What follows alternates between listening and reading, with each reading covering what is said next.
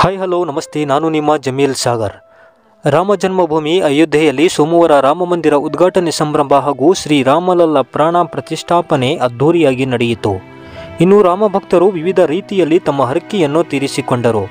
ಅದೇ ರೀತಿ ಶಿವಮೊಗ್ಗ ಜಿಲ್ಲೆಯ ಸಾಗರದ ರಾಮನಗರದ ನಿವಾಸಿ ಪ್ರಭು ಎಂಬ ಯುವಕ ರಾಮ ಜನ್ಮಭೂಮಿ ಅಯೋಧ್ಯೆಯ ರಾಮಮಂದಿರಕ್ಕೆ ಪಾದಯಾತ್ರೆ ಮೂಲಕ ಹೋಗುವ ಆಸೆ ಇಟ್ಟುಕೊಂಡಿದ್ದ. ಆದರೆ ಪ್ರಭು ಪಾದಯಾತ್ರೆ ಮಾಡದೇ ಇರುವ ಕಾರಣದಿಂದ ಸೋಮವಾರ ಸಂಜೆ 6 ಗಂಟೆಗೆ ರಾಮನಗರದಿಂದ ಸರಿಸುಮಾರು 2 ಕಿಲೋಮೀಟರ್ ದೂರದಲ್ಲಿ ಇರುವ ನಗರೇಶ್ವರ ದೇವಸ್ಥಾನ ತನಕ ಕೈನಡಿಗೆಯಲ್ಲಿ ಹೋಗುವ ಮೂಲಕ ಪ್ರಭು ಶ್ರೀರಾಮಚಂದ್ರನ ಕೃಪೆಗೆ ಪಾತ್ರರಾಗಿದ್ದಾನೆ. ಪ್ರಭುವಿಗೆ ಸ್ಥಳೀಯ ಹಿಂದೂ ಮುಖಂಡರು ಸಾಥ್ ನೀಡಿದರು. ಇಂದು ನಡೆಯುವಂತ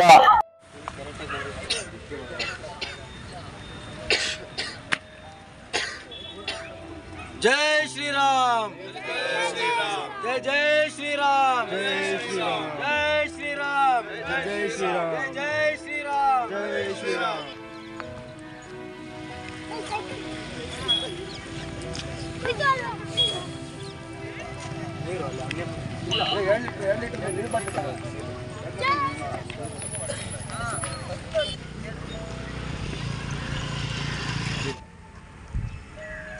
जय श्री राम, जय श्री राम, जय श्री राम, जय श्री राम, जय श्री राम, जय श्री राम, जय श्री राम, जय श्री राम, जय श्री राम, जय श्री राम, जय श्री राम, जय श्री राम, ಜೈ ಶ್ರೀರಾಮ್.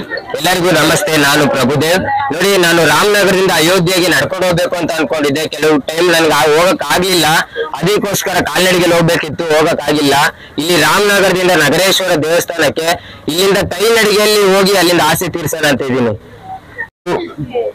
ಅಯೋಧ್ಯೆಯಲ್ಲಿ ನಡೆದಂತ ಶ್ರೀ ಬಾಲರಾಮನ ಪ್ರಾಣ ಪ್ರತಿಷ್ಠೆಗೆ ನಮ್ಮ ಸಾಗರದ ರಾಮನಗರದಿಂದ ಒಬ್ಬ ರಾಮ ಭಕ್ತ ಪ್ರಭು ಎನ್ನುವರು ಪಾದಯಾತ್ರೆ ಮೂಲಕ ಅಲ್ಲಿ ಹೋಗ್ಬೇಕನ್ನೋ ಒಂದು ಹರಕೆಯನ್ನ ಇಟ್ಕೊಂಡಿದ್ರು. ಆದ್ರೆ ಕಾರಣಾಂತರದಿಂದ ಅದು ಆಗಿಲ್ಲ.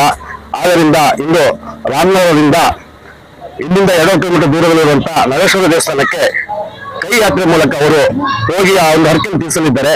ಅವರಿಗೆ ರಾಮನು ಆಶೀರ್ವಾದ ಮಾಡಿ ಒಳ್ಳೆ ಮಾಡೋದಕ್ಕೆ ಕೇಳ್ಕೊಂತಿದ್ದೇವೆ. ಜೈ ಶ್ರೀರಾಮ್.